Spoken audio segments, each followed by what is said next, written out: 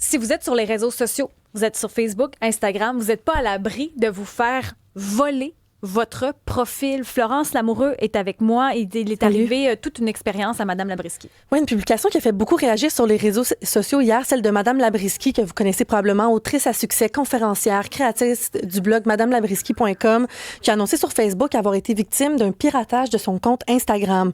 Donc, elle n'a pas accès plus du tout à son compte. Puis je sais que peut-être que ça peut avoir l'air banal pour vous, mais quand vous travaillez sur les réseaux sociaux depuis plusieurs années à monter votre brand, puis que vous perdez l'accès à une plateforme comme ça où vous avez plusieurs milliers d'abonnés, ça fait mal. Myriane Labrie est avec nous ce matin. Bonjour, merci d'être là. Comment on se sent? Bonjour. Je dirais que je suis passée par toute une gamme d'émotions. C'est comme si on m'avait arraché un poumon, enlevé un bras, une jambe. Mais j'ai pas le choix de rebondir. Mais j'ai pas le choix de regarder de l'avant et me dire, je dois reconstruire. Mais qu'est-ce qui vous est arrivé? Comment vous avez réalisé justement que vous aviez plus accès à votre page Facebook, votre page Instagram? En fait, vendredi soir passé, avant de me coucher, je vais regarder quelque chose. Je vais rapidement sur Instagram et là, pop, il y a de quoi qui me pop. Puis je comprends pas. Et rapidement, je comprends qu'on me dit que mon compte est bloqué. Alors, je me dis, non, ça se peut pas. Je me dis, ferme tout ça. C'est une erreur. Ça va être correct demain. Alors, je me dis de me calmer. Donc, je ferme tout ça. Même que je ferme complètement mon téléphone. Je me couche. Samedi matin, premier réflexe, je regarde. J'ai plus aucun accès. Ça dit que mon compte a été déconnecté. Ça me dit que je peux aller en appel. Je fais les démarches rapidement.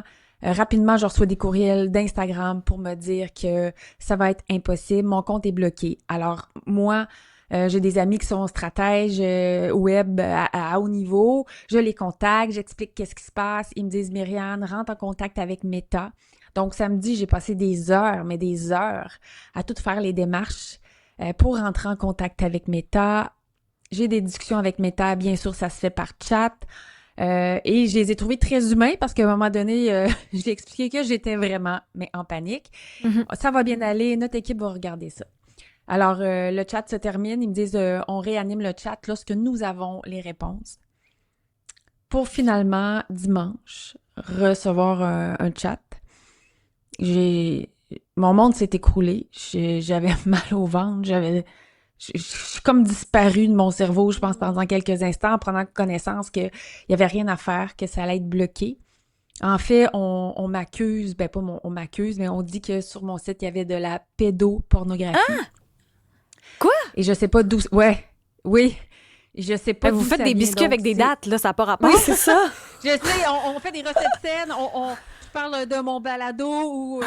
Je suis toute dans le mieux-être, là. Je ne suis que dans le mieux-être. Je mets pas de photos de mes enfants en maillot de bain. Il y en a qui m'ont dit, tu fais ça? Non, je ne fais pas ça.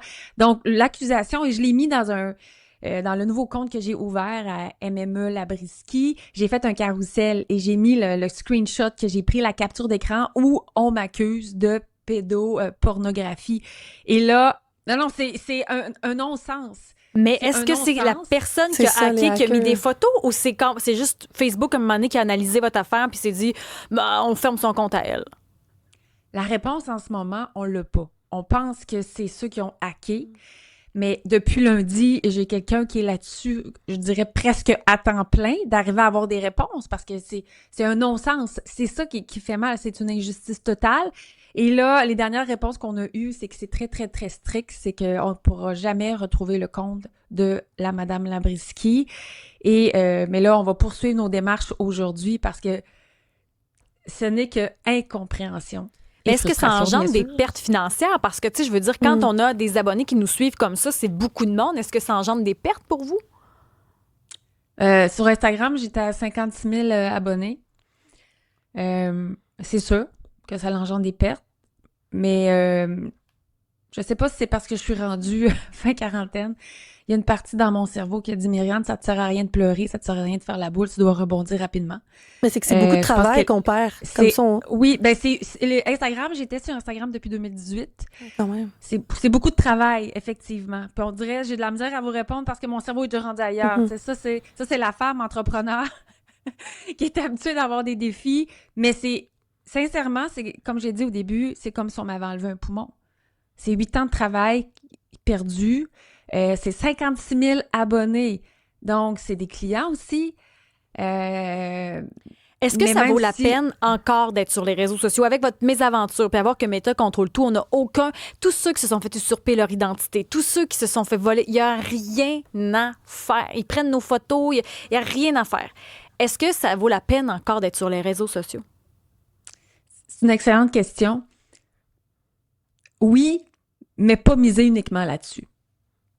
L'infolette est d'une importance capitale. C'est la seule chose qui nous appartient, dans le fond, pour pouvoir communiquer directement avec ceux qui nous suivent. Donc, oui, les réseaux sociaux, oui, être multiplateforme aussi, ça fait un portefeuille, je dirais, de contenu diversifié. Moi, j'arrêtais pas samedi de me dire, Myriam, arrête de paniquer. Mon Facebook est encore très fort. Tu sais, mon TikTok, je suis en train de le construire. J'existe sur YouTube depuis 2012. Il y a le Pinterest. J'essayais de me dire, ne panique pas. Mais on peut pas miser uniquement sur les réseaux sociaux parce que du jour au lendemain, tout est détruit et moi, je peux rien faire en ce moment. On est vraiment dans les démarches. Je suis entourée des excellents spécialistes et là, ça cogne à ma porte pour m'aider.